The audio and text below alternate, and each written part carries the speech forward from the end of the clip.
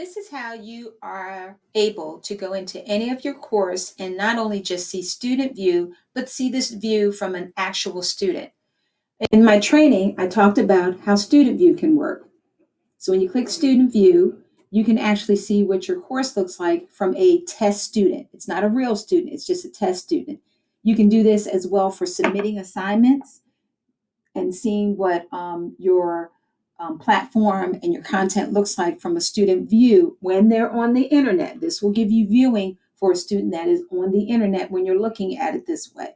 So there's a lot you can do with this, but remember, you're a pretend student. So even if you submit an assignment, it's going to show up in your grade book or your assignment speed grader as a test student. So if you see that, it's not something made up. It's probably you going in testing something, and it's not like your student has done anything wrong. So if I want to leave this kind of view, I'm going to click student view and I'm back to my teacher view. Now, if I want to look in as an actual student, let's say a student has contacted you and said they're having a problem with something in the course and they can't access it. All you have to do is go to your course, go to people, find the student that is having the problem, click on their name, and this side window will open up. At the top underneath their initials, sometimes you'll see a picture here. If their picture has been uploaded in the system, you'll see act as user. If you click that, it'll give you the permissions to act as if this student. Click proceed. You are now in your same course, but now you are pretending to be the student you selected. So I'm pretending to be Madison.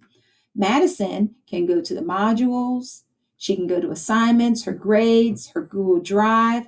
If you're not Madison, you're not going to be able to go in her Google Drive.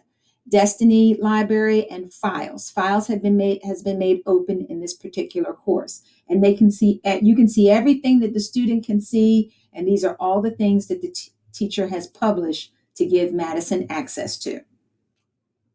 Now, when I scroll up, we've been talking about files.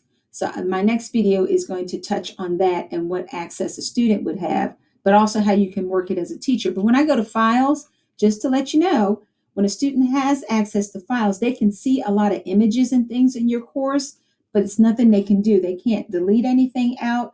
They can't upload anything. All they can do is download information. So if you have a file in here, like this teacher has help item for parents, they would be able to download this to their computer for their parent.